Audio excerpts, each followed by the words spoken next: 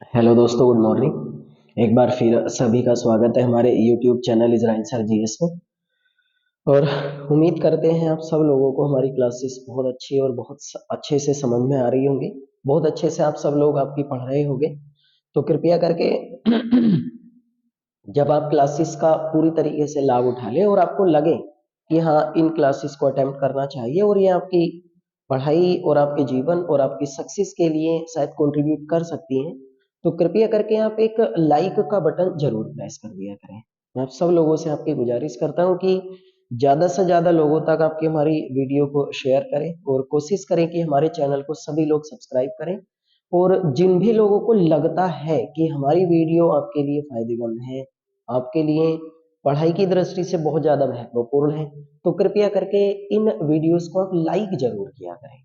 क्योंकि इतनी मेहनत के साथ हमें बनाते हैं तो हमें भी लगना चाहिए कि अगर आपके लिए वो फायदेमंद है तो चीज़ें बढ़नी चाहिए। और अगर आपको लग रहा है कि वो आपकी पढ़ाई की दृष्टि से फायदेमंद नहीं है, तो कोई आप पे इतना बड़ा प्रेशर नहीं है। आपकी इच्छा है, आपकी मर्जी है कि आपको अगर कंट्रीब्यूट करती हैं, तो मैं तब कह रहा हूँ कि आप इन्हें लाइक करें और दूसरे लोगों तक भी पहुंचाएं कि हाँ, इस प्रकार आपकी पढ़ाई की जाती है।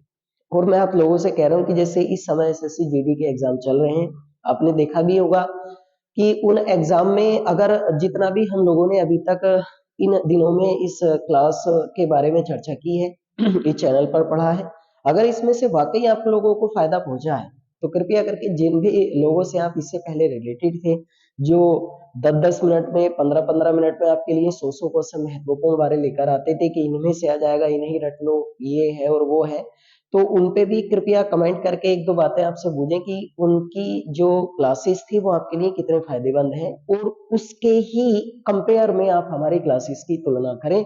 और तब आपको लगता है कि वैल्यूबल है, चीजें महत्वपूर्ण है, तो हमारी क्लासेस को आपकी ज्यादातर लोगों तक पहुंचाएं भी, शेयर भी करें और लाइक के बटन को जरूर प्रेस कर दिया करें।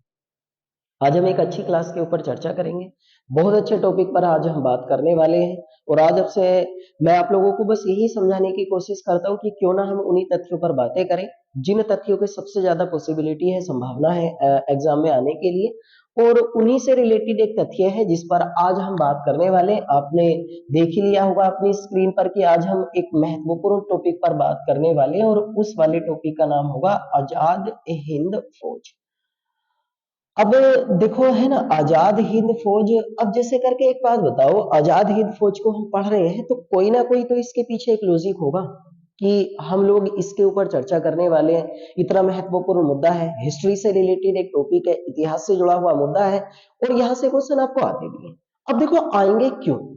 क्योंकि इसका एक रीजन है, शायद मैं कल लास्ट में आपको वीडियो बता के भी गया था। तो कृपया करके देखो, हम सब लोगों से कहता हूँ कि जो भी लोग क्लासेस अटेम्प्ट करें, शुरू से लेके बिना उसकी स्पीड इंक्रीज किए, बिना उसको आपकी आगे निकाले, लास्ट तक सुकून के साथ देखें। क्योंकि कोई भी एक ऐसी मूवी या कॉमेडी वीडियो नहीं है जिसको आप निकाल के भी उन चीजों को समझ सकते हैं। तो कृपया करके शुरू में अपनी नोटबुक और पेन लेकर बैठे और जो भी हम उन पर डिस्कशन कर रहे हैं उनके आप नोट्स बनाएं, ताकि वो आपके फ्यूचर में एग्जाम में कंट्रीब्यूट कर सकें, योगदान दे सकें। देखो, जैसे हम सब लोग जानते हैं, सब लोगों को पता है कि आप चाहे अपने प्रीवियस सेट था के देख लें, या वर्तमान में जो एसएससी जीडी के एग्जाम चल रहे हैं, अभी पीछे सीजीएल हुआ, पीछे आपकी सीपीओ का एग्जाम हुआ, आने वाले समय में एमटीएस एलडीसी वगैरह, सब में जीएस महत्वपूर्ण टॉपिक है।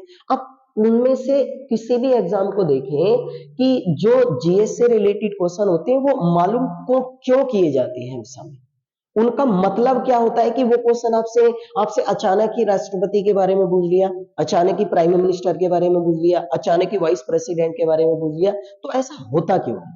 देखो, उसके पीछे एक ही लॉजिक है, और मैं 100% गारंटी के साथ आपको लिख कर दे सकता हूं कि इससे अलग अगर आप इस अप्रोच के साथ पढ़ना स्टार्ट कर देते हैं, इस अगर आप दृष्टि के साथ पढ़ना स्टार्ट कर देते हैं, तो मेरी गारंटी होती है कि अगर ज्यादा भी आपकी हमारी जीएस में, तो इतना जीएस आपके एग्जाम में जरूर आती है जो आपको एक कॉन्फिडेंस, एक अलग से आत्मविश्वास आपकी दिलाती है कि हाँ, हम लोग आपकी हमारी एग्जाम में बैठेंगे तो जिस प्रकार अदर सब्जेक्टों को हम सोल्व कर लेते हैं, एग्जाम में आपकी जीएस भी सोल्व हो सकती है। और उसका रीजन आपकी देखो ये है। देखो, अगर हम इसके बारे में बात करेंगे तो आप सब लोगों को पता है कि 23 जनवरी 1897, 1897 ईस्वी को एक हमारा राज्य है उड़ीसा। उड़ीसा का एक शहर है कटक। उड़ीसा का एक शहर है कटक। यहां पर सुभाष चंद्र बोस जी का जन्म हुआ। सुभाष चंद्र बोस इनका जन्म हुआ। अब इनका जो जन्म हुआ था, इसका मतलब ये भी आपको पता चल गया कि नेताजी सुभाष चंद्र बोस का जन्म कब हुआ, 23 जनवरी 1897 ईस्वी को। तो इसका मतलब ये हुआ कि 23 जनवरी की जो तिथि है, इस तिथि को सुभाष चंद्र बोस जी की जयंती हम लोग सब सेलिब्रेट करते हैं। हम सब लोग आपकी उनकी जयंती मनाते हैं। अब हुआ क्या, ये 23 जनवरी आप सभी लोग जानते हैं कि सुभाष चंद्र बोस जी का हमारी आजादी में एक बहुत बड़ा योगदान था, बहुत बड़ा कंट्रीब्यूशन था। तो हमारी जो वर्तमान में सरकार है, उसने 2021 ईस्वी में ये जो 23 जनवरी की तिथि है, नेताजी सुभाष चंद्र बोस जी का जो जन्मदिन है, इस जन्मदिन को पराक्रम दिवस के रूप में घोषित करा। तो इसका मतलब ये हुआ कि नेताजी सुभाष चंद्र बोस जी का जो जन्म है वो किस रूप में मनाया जाता है, पराक्रम दिवस के रूप में मनाते हैं। और पहली बार पराक्रम दिवस 23 जनवरी को कब मनाया गया था, 2021 ईस्वी में मनाया गया।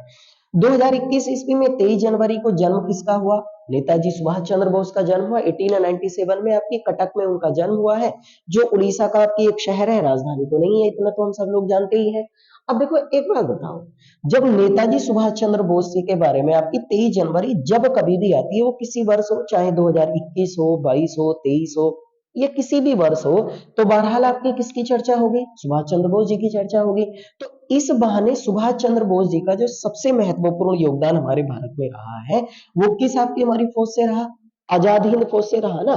तो अब आप लोगों को आजाद हिंद फौज पढ़ना चाहिए, उससे रिलेटेड जितने भी आपकी फैक्ट या तथ्य होते हैं उनके बारे में आपको जानना चाहिए। आप किसी भी एग्जाम में बैठे, चाहे ग्रुप डी के एग्जाम में बैठे या किसी भी आप ग्रुप ए के एग्जाम में बैठे, अमूमन हम लोग आपकी गैस करते हैं, उम्मीद करते हैं कि इससे आपके रिलेटेड क्वेश्चन गारंटी के साथ मालूम किए जाएंगे, तो वो हमसे बाहर नहीं जाएंगे। उनसे रिलेटेड जो भी तथ्य हैं, आजाद हिंद फौज से हो या सुभाष चंद्र बोस जी से हो, उनसे रिलेटेड सारे तथ्यों पर आप लोग डिस्कशन करें, आप पढ़ें, तो यहाँ से रिलेटेड तथ्य आपको मालूम किए, अब तो मालूम किए जाएंगे ना, क्योंकि इनकी चर्चा है। अब देखो, अगर चर्चा इनकी है तो ऐसा नहीं है कि अकबर से रोशन हो जाएंगे। अगर चर्चा सुभाष चंद्र बोस की है ना अखबारों में, तो सुभाष चंद्र बोस से जो हिस्ट्री आपकी बनी हुई है, जो भी इनसे जीएस आपकी बना हुआ है, उन जीएस से रिलेटेड क्वेश्चनों को आप लोग पढ़ लें, आपको पता चल जाएगा आपके इनके बारे में। इस रीजन से ही हम लोग इसकी बात कर रहे हैं। अब देखो, इनका जन्म हुआ, उसके बाद अगर इनके बारे में मैं कुछ आपकी तथ्य आपको बता दूं जल्दी से जल्दी, फिर उसी वाले टॉपिक पर हम आएंगे। इन तथ्यों को सब लोग बड़े ध्यान से लिखें। 1919 ईस्वी में सुभाष चंद्र बोस जी ने कलकत्ता से स्नातक की डिग्री आपकी हासिल करी। तो इन्होंने ग्रेजुएशन किया कलकत्ता विश्वविद्यालय से 1919 में। 1920 ईस्वी में अगर हम इनकी बात करेंगे तो 1920 ईस्वी में इन्होंने एक एग्जाम क्वालिफाई किया था, आईसीएस, इंडियन सिटीजन सर्विस, ये बात है ना, इंडियन सिटीजन सर्विस। इस एग्जाम को इनके द्वारा क्वालिफाई किया गया था, इंडियन सिटीजन सर्विस, भारतीय नागरिक सेवा हिंदी में कहते हैं। और इन्होंने नौकरी भी करी 1921 ईस्वी तक, और उसके बाद इन्होंने ये नौकरी लेफ्ट कर दी। इंडियन सिटीजन सर्विस आपकी इनमें इनकी 4th रैंक आई थी, चौथी रैंक आई थी। जैसे इस समय वर्तमान समय में यूपीएससी एग्जाम कराती है, आईपीएस आईएएस वगैरह होते हैं एग्जाम, जो आईएफएस वगैरह आईआरएस वगैरह होते हैं, तो इन एग्जामों की तरह एक एग्जाम होता था यूपीएससी के आपके हमारी समकक्ष एक एग्जाम होता था भारतीय नागरिक सेवा, उसमें इनकी चौथी रैंक आई और इसमें इन्होंने आपकी नौकरी भी करी लगभग 1 साल, और उसके बाद 1921 ईस्वी में इन्होंने यहाँ से इस्तीफा दे दिया था। उसके बाद अगर हम बात करेंगे आपकी इनके बारे में, तो देखो आप ध्यान से सुन लो, इसी रीजन से तो हम बात कर रहे हैं, तो ये भी याद रहना चाहिए कि पराक्रम दिवस राष्ट्रीय स्तर पर है, अंतरराष्ट्रीय पे तो नहीं होता, इनका हम सब लोग जानते हैं। तो अब उसके बाद क्या हुआ, 1938 में, ज्यादा तो हम इस पे डिस्कशन नहीं करेंगे, लेकिन कभी मुझे मौका मिलेगा तो मैं एक्सप्लेन करके जाऊंगा इन चीजों को। लेकिन जितना मैं बताता हूं, अगर इतना भी आप लोग याद कर लें तो एग्जाम बड़े आराम के साथ क्वालिफाई हो जाएगा। लेकिन फिर बात वही आती है कि भाई करना तो पड़ेगा ना हम सब लोगों को मिलकर, और वही तथ्य पढ़ने पड़ेंगे जिनकी संभावना है, पॉसिबिलिटी है एग्जाम में सबसे ज्यादा आने की आपकी, है ना। 1938 ईस्वी में जो इंडियन नेशनल कांग्रेस है, भारतीय राष्ट्रीय कांग्रेस है, इसके पहली बार सुभाष चंद्र बोस जी अध्यक्ष बने, और ये पहली बार अध्यक्ष बने थे नेताजी सुभाष चंद्र बोस। एक अधिवेशन हुआ था आपकी हरिपुरा में। हरिपुरा इस समय पड़ता है आपकी गुजरात में। तो इसका मतलब भारतीय राष्ट्रीय कांग्रेस के पहली बार सुभाष चंद्र बोस आपकी अध्यक्ष 1938 में बने। किस अधिवेशन में? हरिपुरा अधिवेशन में ये अध्यक्ष बने थे। और हरिपुरा आपके वर्तमान समय में कहां पर पड़ता है? गुजरात में। उसके बाद 1939 ईस्वी में एक अधिवेशन हुआ था कांग्रेस का ही, त्रिपुरी अधिवेशन। और ये कांग्रेस का अधिवेशन हुआ था 1939 में इंडियन नेशनल कांग्रेस यानी भारतीय राष्ट्रीय कांग्रेस का। और दूसरी बार ये इस अधिवेशन में भी सुभाष चंद्र बोस जी इसके अध्यक्ष बने। तो इसका मतलब लगातार 2 बार भारतीय राष्ट्रीय कांग्रेस के जो अध्यक्ष हैं वो बनने का आपकी रिकॉर्ड किसके नाम हुआ? सुभाष चंद्र बोस जी के। पहली बार 1938 त्रिपुरा अधिवेशन में कांग्रेस के, दूसरी बार त्रिपुरी अधिवेशन में बने 1939 ईस्वी में। ये त्रिपुरी आपकी एक जगह है जो वर्तमान में मध्य प्रदेश में पड़ती है। इसको त्रिपुरा में समझना भैया, है ना। त्रिपुरा एक अलग स्टेट है, त्रिपुरी एक छोटी सी जगह है जो वर्तमान में मध्य प्रदेश में पड़ती है। हरिपुरा यहाँ है। यही 1939 ईस्वी में इनके गांधी जी के साथ मतभेद हुए थे। सुभाष चंद्र बोस जी के गांधी जी के साथ मतभेद हुए और इन्होंने कांग्रेस के अध्यक्ष पद से इस्तीफा दे दिया। कांग्रेस के अध्यक्ष पद से इनके द्वारा इस्तीफा दे दिया। और उसके बाद इन्होंने 1939 में ही एक अपनी राजनीतिक पार्टी बनाई थी, जिस वाली पार्टी का नाम था forward black party. Forward black party की स्थापना इन्होंने करी थी और इसका चुनाव चिन्ह इनके द्वारा शेर रखा गया था। तो ये भी घटना आपकी इनके जीवन से जुड़ी हुई है, ये भी याद रखना। उसके बाद अगर हम बात करें तो 1941 में 1941 ईस्वी में ये भारत छोड़कर और कहां पर चले गए थे? आपके जर्मनी चले गए। ये भाई, ये इतने तथ्य तो आप याद रखें। किसी दिन अगर हमें मौका मिलेगा और आप लोगों ने अगर साथ दिया, आपको अच्छी लगती हैं ये बातें, तो मुझे कमेंट बॉक्स में बताया करें। आप जिन भी इश्यूज पर आपकी दिक्कत है, मैं पूरी कांग्रेस के इन दोनों अधिवेशनों के बारे में डिटेल से चर्चा करूंगा कि गांधी जी से आपकी सुभाष चंद्र बोस के मतभेद किस बात को लेकर हुए और इन्होंने त्रिपुरी अधिवेशन से इस्तीफा क्यों दिया और उसके बाद अपनी राजनीतिक पार्टी क्यों बनाई और उसके बाद वो जर्मनी क्यों चले गए। अब यहाँ जर्मनी जाने के बाद आपकी क्या हुआ था, ध्यान से सुनना आपकी, है ना। 1941 में ये भारत से आपकी बाहर चले गए और भारत से बाहर जाने के बाद किस देश में इन्होंने जाके आपकी शरण ली थी? तो आंसर आएगा आपकी जर्मनी। अब यहीं पर इसको रोक देते हैं, फिर आगे की तरफ हम बात करेंगे। अब आ जाते हैं वर्तमान में, क्योंकि अब उनके जीवन से आपके रिलेटेड आपकी तथ्य है ना। तो अब हम किसे पढ़ने वाले? आजाद हिंद फौज को। देखो क्या हुआ था, अब इसको समझ लो पहले। उनके जीवन से तो संबंधित आपकी बातें पता चली ना। अब इसको मैं समझाऊं, फिर वापस सुभाष चंद्र बोस पर लौट कर आएंगे, जहां हमने छोड़ा 1941 में, फिर वहीं पर आएंगे। पहले इसको समझ लेते हैं। देखो हुआ क्या था, आप ध्यान से समझना। आपकी आजाद हिंद फौज का मतलब क्या है, इसका गठन आपकी क्या हुआ, इतिहास क्या है, what is the history behind it, Indian national army के गठन के पीछे इतिहास क्या रहा है। अब देखो, अगर हम इसके बारे में हल्का फुल्का की हमारी कोशिश करें समझने की, तो हुआ क्या था। ये बात है आपकी भाई दिसंबर 1941, दिसंबर 1941 में क्या हुआ था, एक भारतीय ब्रिटिश सैनिक टुकड़ी थी, भारतीय ब्रिटिश सैनिक टुकड़ी। और इस भारतीय ब्रिटिश सैनिक टुकड़ी की रेजिमेंट का नाम था रेजिमेंट। इस वाली रेजिमेंट का नाम था 1/14 पंजाब रेजिमेंट, पंजाब रेजिमेंट, है ना। इसका नेतृत्व जो भारतीय व्यक्ति कर रहे थे, जो भारतीय व्यक्ति इसका नेतृत्व कर रहे थे, जो कप्तान थे, उनका नाम था कैप्टन मोहन सिंह। ठीक है। इस वाली टुकड़ी के जो अंग्रेज कर्नल थे, अंग्रेज जो कर्नल थे इस वाली टुकड़ी के, उनका नाम था फिट्जपैट्रिक। अब ध्यान से सुनना मुझे, है ना। फिट्जपैट्रिक थे और कैप्टन मोहन सिंह आपकी हमारी भारतीय व्यक्ति थे। हमारी ये क्लासेस आपकी इसी चैनल पर अपलोड की गई है और उसका नाम है 1857 के रेवोल्यूशन, 1857 की क्रांति। उस क्लास को जाकर एक बार आप देख लें, आपको पता चल जाएगा कि जिस समय भारत में अंग्रेजों का शासन था, तो उस समय जो ब्रिटिश सेना थी उसमें भारतीय आपके व्यक्तियों को भी नौकरी करने का अवसर दिया जाता था और उन वाले सैनिकों को क्या बोल दिया जाता था, आपकी भारतीय ब्रिटिश सैनिक बोल दिया जाता था, है ना। तो अब इस समय आप सब लोगों को पता ही होगा आपकी सेकेंड वर्ल्ड वॉर चल रहा था, है ना। इस समय अगर आपको जानकारी होगी, द्वितीय विश्व युद्ध चला है, द्वितीय विश्व युद्ध की समय अवधि 1939 टू 19 आपकी 45 रहा है, 1939 से 1945। तो इसी के दौरान में जो भारतीय ब्रिटिश सेना की एक टुकड़ी थी और उस वाली रेजिमेंट का नाम था 1/14 पंजाब रेजिमेंट। इस पंजाब रेजिमेंट का भारतीय व्यक्ति के जो कप्तान थे उनका नाम था कैप्टन मोहन सिंह, और अंग्रेजी जो कर्नल इस टुकड़ी पे नेतृत्व करता थे उनका नाम था फिट्जपैट्रिक। इन्होंने इस टुकड़ी ने आपकी जापान पर आक्रमण करा था, इस वाली टुकड़ी के द्वारा आपकी जापान पर आक्रमण किया गया। अब जापान पर आक्रमण करने के बाद ये टुकड़ी जो है आपकी, ये इस वाले आक्रमण में हार गई। अब जब ये टुकड़ी हार गई तो फिर जापानियों के द्वारा, जो जापानी आपके हमारी थे, जापानियों के द्वारा इस टुकड़ी के सैनिकों को गिरफ्तार कर लिया गया।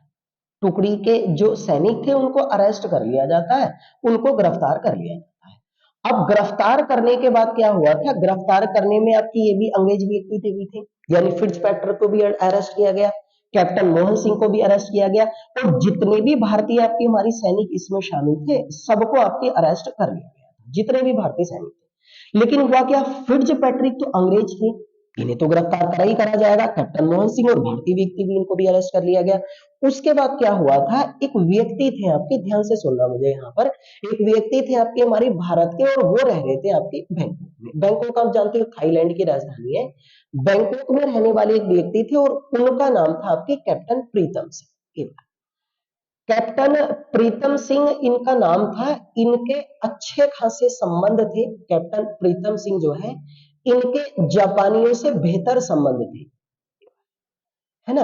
तो अब क्या हुआ, जब आपके प्रीतम सिंह को इस बात का पता चला कि कैप्टन मोहन सिंह और उनके भारतीय सैनिकों को इस आक्रमण में आपके गिरफ्तार कर लिया गया है, तो कैप्टन प्रीतम सिंह ने एक जापानी व्यक्ति थे, जापानी, है ना, एक जापानी व्यक्ति थे, यानी इस आपकी हमारी टुकड़ी को जो हराने में आपकी नेतृत्व करता थे ना, जापानी एक व्यक्ति थे और उनका नाम था आईवाची फुजीवारा।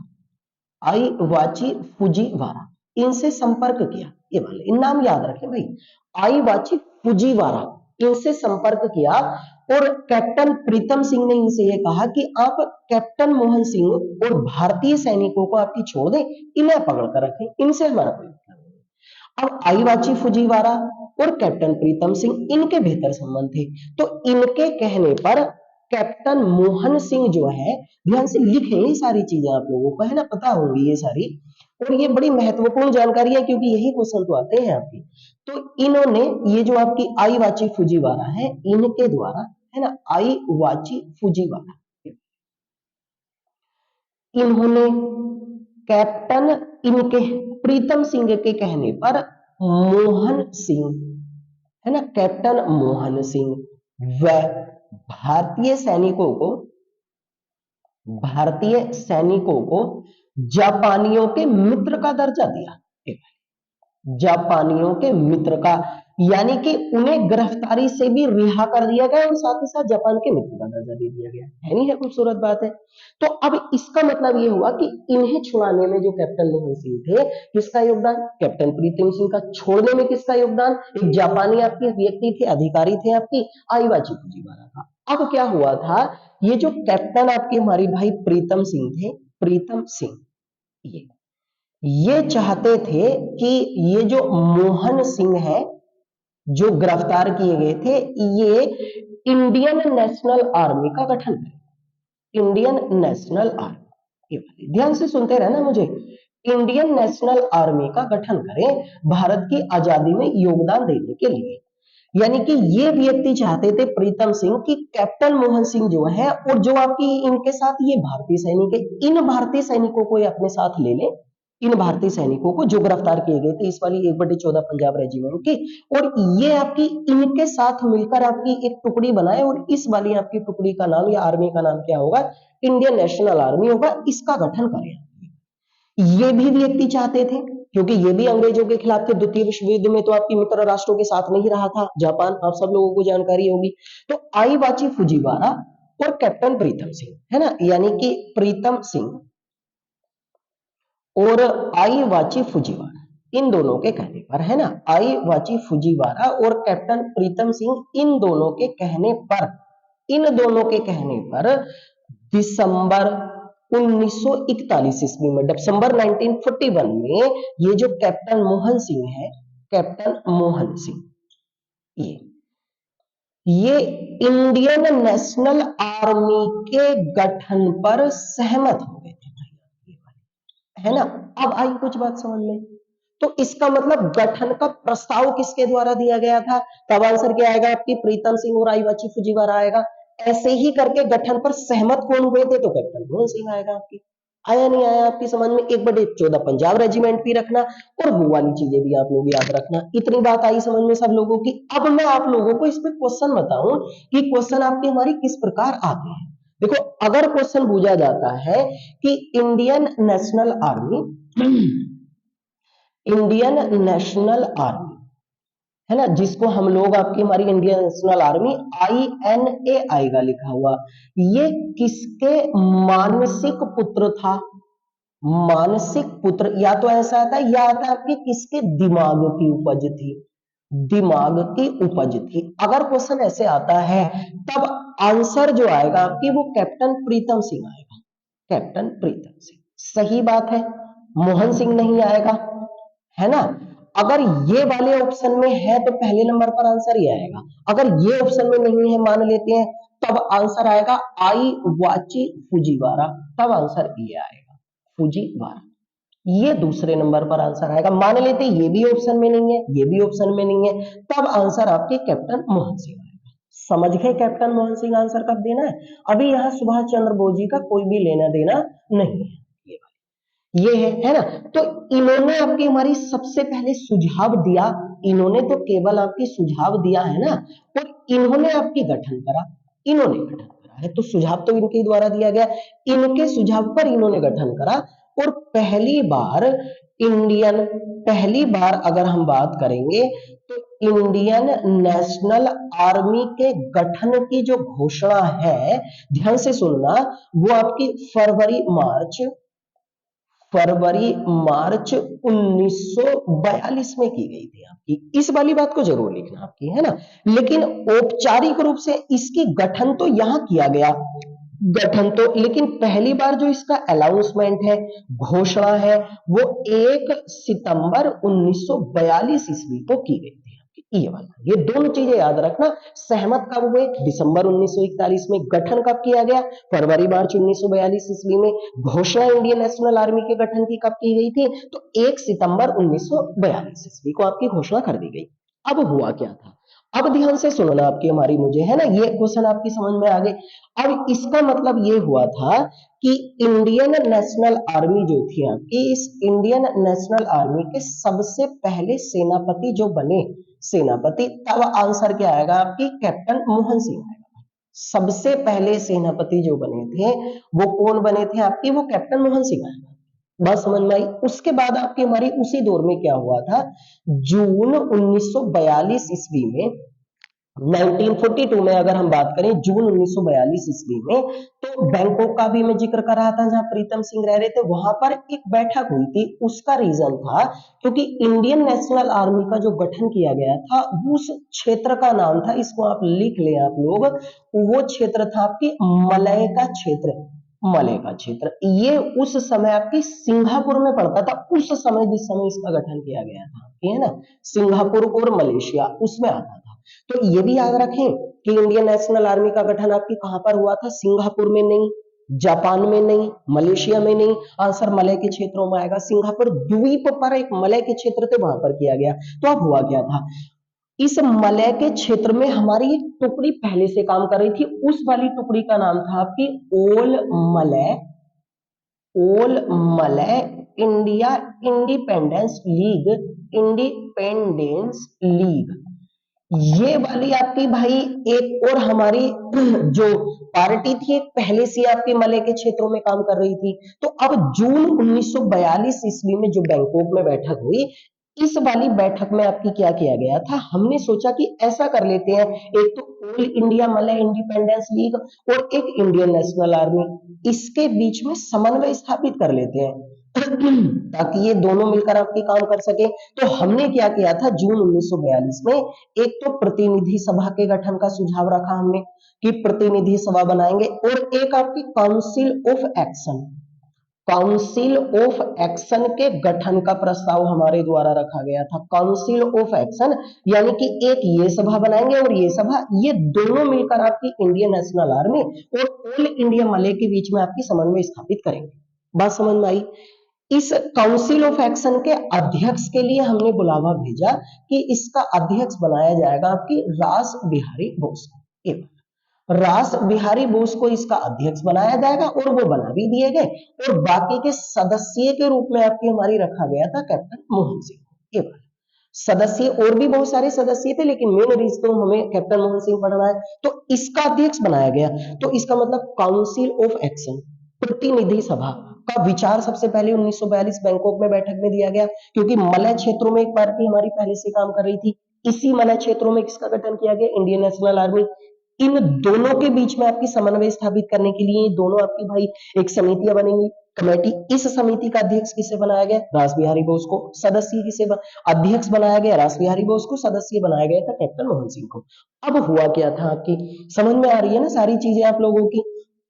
अब हुआ क्या था आपकी, तभी आगे की तरफ जब हम लोग बढ़े थे आपकी, तो दिसंबर 1942 में 1942 ईस्वी में आपकी जो है ये कैप्टन मोहन सिंह, इनके कुछ मतभेद जो है कैप्टन मोहन सिंह भाई है, इनके मतभेद जो है वो जापानियों के साथ होंगे, जापानियों के साथ।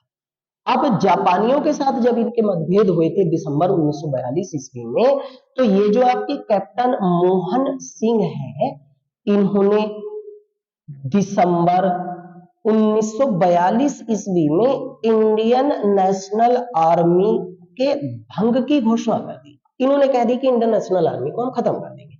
लेकिन हुआ क्या था, तभी दिसंबर 1941 ईस्वी में रास बिहारी बोस ने, अब आ जाएंगे देखो यहां पर, रास बिहारी बोस ने सुभाष चंद्र बोस के बारे, सुभाष, अब पहले ये वाला तथ्य आप लिख लें आपकी, है ना। रास बिहारी बोस ने कैप्टन मोहन सिंह को, जो कैप्टन मोहन सिंह थे, इन्हें इनके पद से बर्खास्त कर दिया, बात ही खत्म हो गई। यानी कि फिर आपकी इन्हें इनके सेनापति पद से बर्खास्त कर दिया गया और इन्हें कैप्टन मोहन सिंह को जापानियों के द्वारा गिरफ्तार कर लिया गया।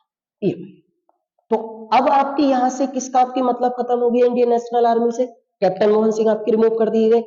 अब इन्हें जब आपकी गिरफ्तार कर लिया गया था, तो उसके बाद ये जो रास बिहारी बोस है ना, रास बिहारी बोस ने आपकी हमारी ये कहा था कि अब इंडियन नेशनल आर्मी का जो सेनापति है वो किसे बनाया जाएगा? आपकी सुभाष चंद्र बोस को बनाया जाएगा। ये अब बनाए। अब आगे देखो, हम वापस लौट के सुभाष चंद्र बोस पर। ये सुभाष चंद्र बोस आपकी कहाँ रह रहे थे? अभी हमने बात करी थी किस स्थान पर रह रहे थे भाई? जर्मनी में। इन्हें सूचना दी गई, तो सुभाष चंद्र बोस जी जो हैं ये 4 अप्रैल 1943 ईस्वी को, ध्यान से सुनते रहना ना, 4 अप्रैल 1943 ईस्वी को ये सिंगापुर पहुंचे, और सिंगापुर पहुंचने के बाद इन्हें इंडियन नेशनल आर्मी का दूसरा सेनापति आपके नियुक्त कर दिया गया। ये दूसरा सेनापति इन्हें बना दिया गया था आपकी। और उसके बाद इस इंडियन नेशनल आर्मी को आसान शब्दों में समझने के लिए आपकी पहली बार क्या कहा गया था? आजाद हिंद फौज के नाम से आपकी जाना गया। ये है भाई आजाद हिंद फौज आपकी, इसका नाम बाद में पड़ा है। वास्तविकता में जब सुभाष चंद्र बोस आपकी हमारी इसके अध्यक्ष बने थे, तो इसको द्वितीय इंडियन नेशनल आर्मी कहा गया था। द्वितीय इंडियन नेशनल आर्मी इसको कहा गया था। तो वास्तविकता में आजाद हिंद फौज के नाम से जाना गया था। तो कब बने? 4 अप्रैल 1943 ईस्वी को सिंगापुर पहुंचने के बाद ये सुभाष चंद्र बोस जी आपके किसके सेनापति बने थे? आपकी इंडियन नेशनल आर्मी, द्वितीय इंडियन नेशनल आर्मी कहा गया। और वास्तविकता में इसका अब नाम चेंज करके क्या रखा गया था आपकी भाई? आजाद हिंद फौज। अब इसका नाम चेंज करके आपकी रख दिया। अब यह बात समझ में। अब देखो आपके हमारे यहीं पर क्या हुआ था, ये सारी ही क्वेश्चन है आप लोगों के लिए, इसलिए तो मैं कहता हूं कि स्किप अगर आपने वीडियो कर दिए हैं, तो देखो कोई कॉमेडी वीडियो तो हम बना ही रहे हैं जो आपको भाई समझ में आ जाएंगे आगे चल के कि ये कहाँ होगा, ऐसा तो होगा नहीं, तो इसलिए पूरी देखें। तो उसके बाद अब जो है आपकी यानी कि आजाद हिंद फौज, अब इसका नाम आजाद हिंद फौज हो गया। आजाद हिंद फौज के अब आपके दूसरे सेनापति जो है वो कौन बने थे, आपके सुभाष चंद्र बोस ये बने। ठीक है, अब आ जाते हैं भाई सुभाष चंद्र बोस पर। आई कुछ बात समझ में। अब सुभाष चंद्र बोस जब इसके सेनापति बने तो इन्होंने 21 अक्टूबर, इस डेट को आप लिखें, 1943 ईस्वी में 21 अक्टूबर 1943 को सुभाष चंद्र बोस जी ने पहली बार, है ना, इन्होंने पहली बार स्वतंत्र भारत की अस्थायी सरकार, अस्थायी सरकार, या फिर इसे कह लो स्वतंत्र भारत की अंतरिम सरकार, ठीक है, या इसे कह लो आपकी भाई स्वतंत्र भारत की आजाद हिंद सरकार, इसे बनाने की घोषणा कर दी। और इसे बनाने की घोषणा आपकी हमारी कब की गई थी इनके द्वारा, 21 अक्टूबर 1943 को। ये जरूर याद रखना भाई, 21 अक्टूबर 1943 ईस्वी को, यानी क्वेश्चन ऐसे आएगा कि आजाद हिंद सरकार की घोषणा सुभाष चंद्र बोस के द्वारा कब की गई थी, तो आंसर क्या आएगा 21 अक्टूबर 1943 को, और नाम यहाँ आपके सामने लिखा हुआ है। आ गया बात समझ में। अब जब इनकी घोषणा इन्होंने करी थी तो इस आपकी हमारी भाई आजाद हिंद सरकार कह लो, अंतरिम सरकार कह लो, अस्थायी सरकार कह लो, तीनों नाम है। इसमें कुछ इनके द्वारा ब्रिगेड बनाई गई थी। इन ब्रिगेड में आपकी हमारी एक ब्रिगेड का नाम था आपकी रानी लक्ष्मीबाई ब्रिगेड, रानी लक्ष्मीबाई ब्रिगेड। एक टुकड़ी का नाम तो ये रखा गया था, एक टुकड़ी का नाम था आपकी सुभाष चंद्र बोस ब्रिगेड, सुभाष चंद्र बोस ब्रिगेड। एक टुकड़ी का नाम रखा गया था नेहरू ब्रिगेड, नेहरू ब्रिगेड, ठीक है। एक टुकड़ी का नाम रखा गया था भैया आपकी गांधी ब्रिगेड, ये वाला। तो टोटल मिलाकर आपकी कितनी ब्रिगेड बनाई गई थी, इसमें इतनी आपकी 4 ब्रिगेड, और लगभग लगभग भैया 85,000 सैनिकों को आपकी हमारी इन वाली टुकड़ियों में शामिल किया गया था। तो इसकी बनाने की घोषणा इन्होंने 21 अक्टूबर 1943 को करी। और तभी क्या हुआ था आपकी हमारी, ये सारी आप ये वाली बात तो आप सारी क्या महत्वपूर्ण, इतनी ज्यादा जानकारियां हैं और इतनी डिटेल में पढ़ रहे कि आपको अच्छे से समझ में भी आ रहा होगा। तभी जब इन्होंने आपकी भैया आजाद हिंद फौज सरकार का इन्होंने आपकी गठन करा, तभी 1943 ईस्वी में इन्होंने अपने सैनिकों को संबोधित करते हुए, है ना, अपने सैनिकों को संबोधित करते हुए इनके द्वारा एक नारा दिया गया था। और वो नारा बड़ा खूबसूरत है, आपको याद ही होगा कि तुम मुझे खून दो मैं तुम्हें आजादी दूंगा, खून दो मैं तुम्हें आजादी दूंगा।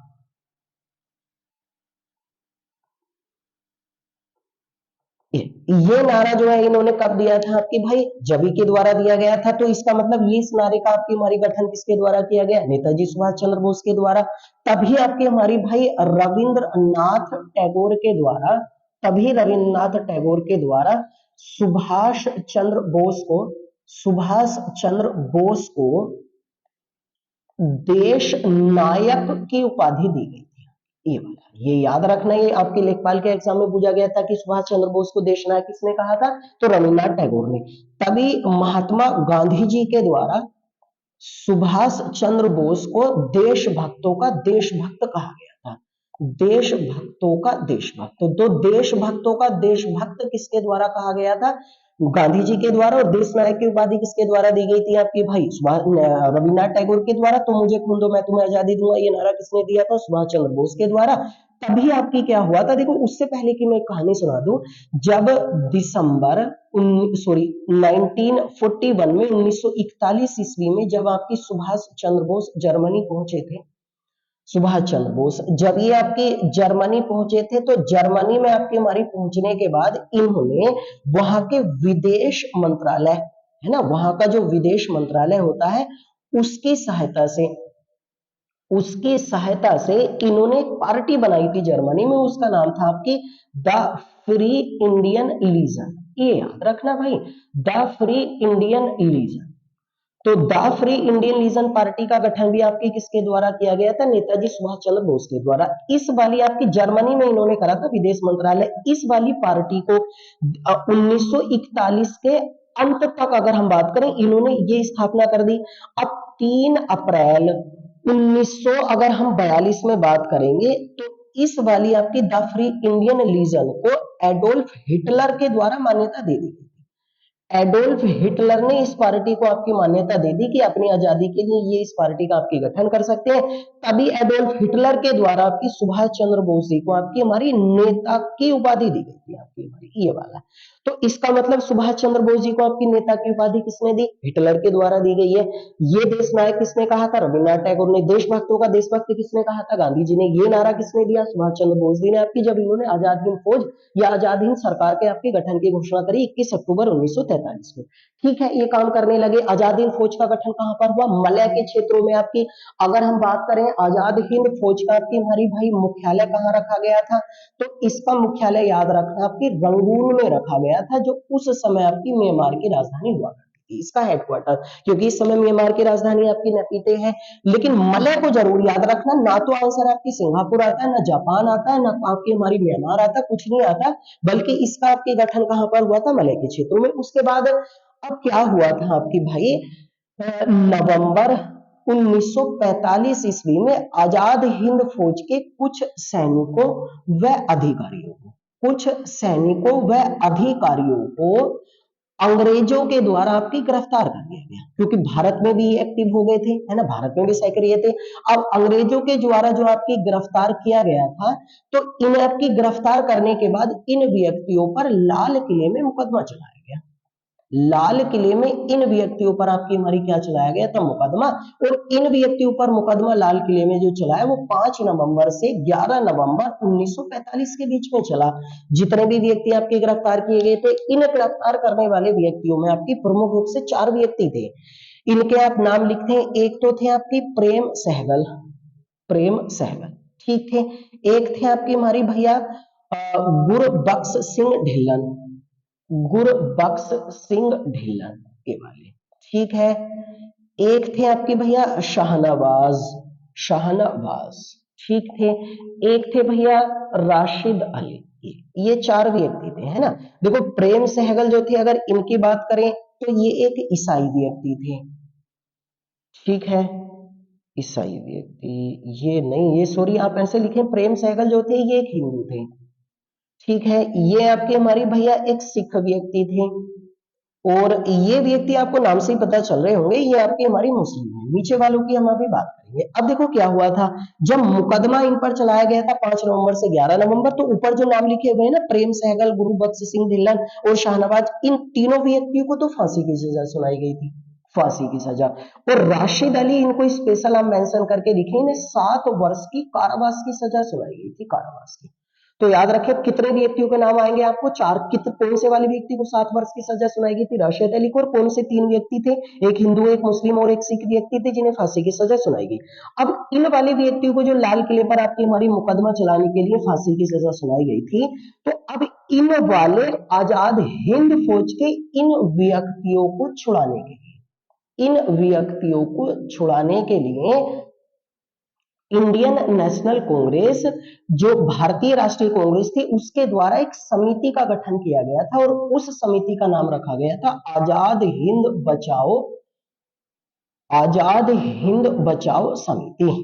एक समिति बनाई गई थी, और इस वाली समिति का नाम क्या रखा गया था? आजाद हिंद बचाओ समिति। और इस समिति में आपकी हमारी वकीलों के एक समूह को नियुक्त किया गया था, वकीलों के समूह। अब जो वकीलों का आपकी हमारी समूह उन 3 व्यक्तियों को आपकी छुड़ाने की कोशिश करेगा, जिन्हें आपकी फांसी की सजा का आपको सुनाई गई थी। अब वकीलों के समूह के जो अध्यक्ष थे, ये आप जरूर लिखें भाई। वकीलों के समूह के अध्यक्ष बनाए गए थे आपके भूला भाई देसाई, ये भूला भाई देसाई। अब बाकी के जो अन्य आपके हमारी इसमें वकील रखे गए थे ना इस समूह में, उनके नाम आपको याद हो, सर तेज बहादुर संप्रू, एक तो उनमें नाम हुआ करता था आपकी, है ना, संप्रू, एक तो ये थे। एक इसमें थे भैया कैलाश नाथ काटजू, कैलाश नाथ काटजू, एक ये भी थे। एक इसमें था आपके हमारी भाई अरुणा आसफ अली, एक ये थे।